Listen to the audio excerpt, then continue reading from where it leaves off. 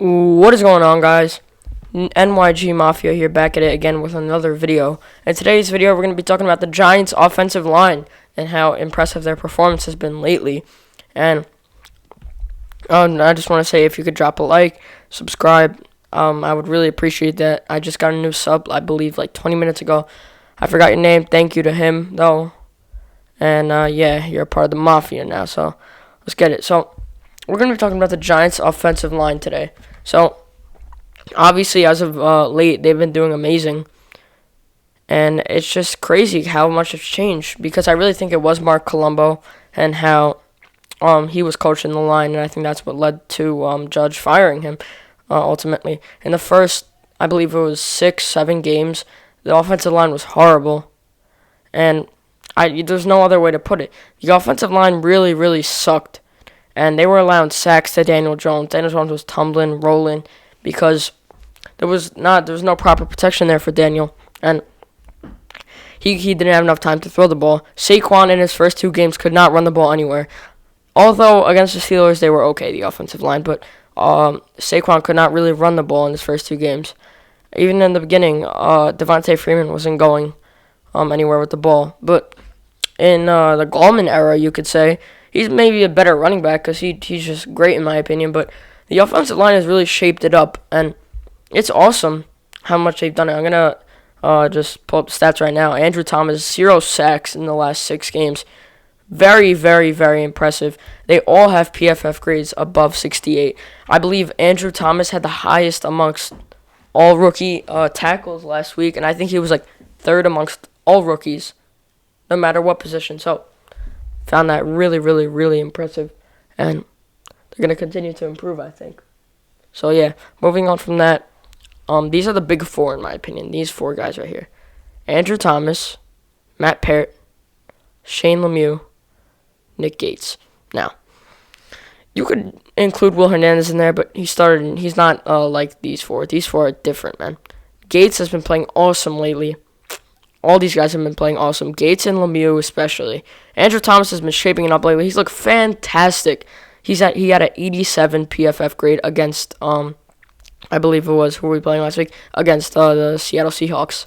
87 PFF grade. Along with Cameron Fleming, he's just a little older, so I didn't include him in this video. This video is more surrounding the young offensive line core that we have going on. But yeah, Fleming had like a 88.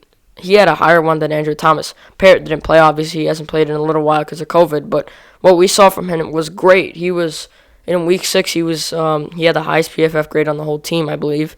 Forgot who we played in Week 6. Might have been the Bucs, but I forgot. I don't remember exactly.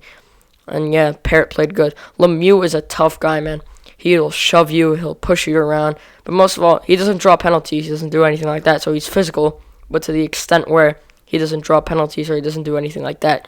So it's good for the team to have someone like that, physical, and that'll just be right in your mouth, smash mouth football.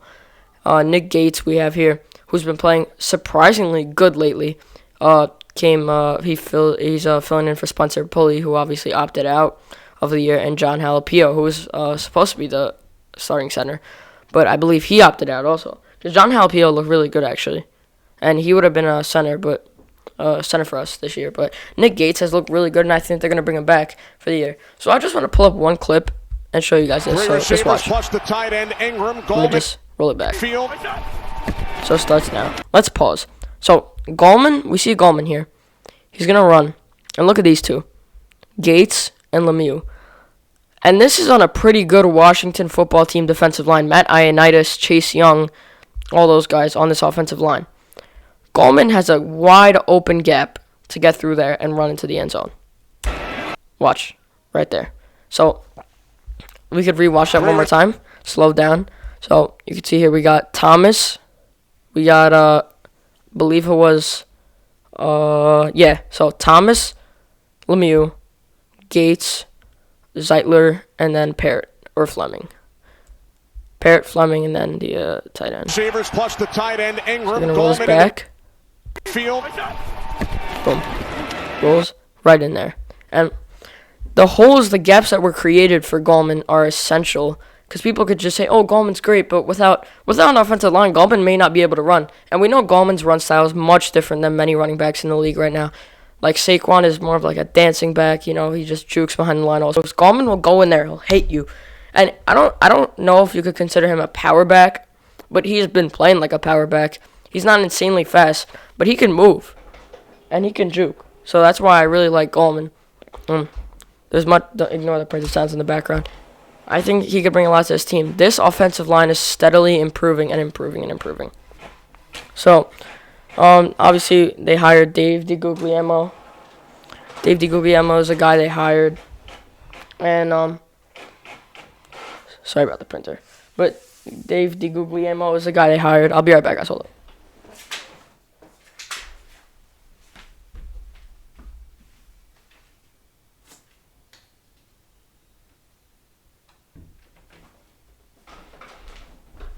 Sorry about that, guys. So Dave DeGuglielmo was hired to fill in for Mark Colombo. So Mark Colombo, everyone didn't know that Mark Colombo was the problem because he was the one that made this offensive line terrible in the beginning of the year. And people didn't know Judge stepped in for a couple weeks, and that's what made this offensive line turn around.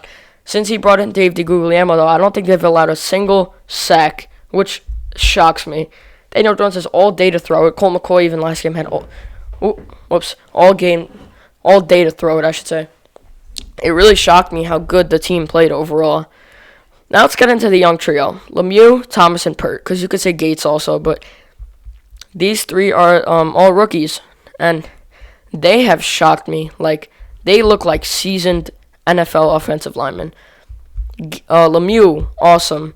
Parrott, when he's on the field, awesome. Thomas, getting way better. And I don't know why I just said getting 2 times. But, yeah, those two with their PFF grades and all that, they've been awesome. I think Lemieux was in the 70s. Parrott, when he had one a couple weeks ago, was like 81. Thomas was like at 87. And even Gates is up there, too. I forgot his. But they're all good. And I think as a whole, the offensive line is coming together and shaping together, especially under new coaching. Coach Judge is fantastic. And I just believe this team is heading in the right direction.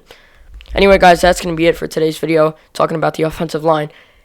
Leave your comments down below, your opinions, anything you have to say about the video, any suggestions. And what do you think about these guys? What do you think about Gates? What do you think about Thomas? What do you think about Parrott? What do you think about Lemieux? Tell me what you guys think about them, and just leave your comments down below.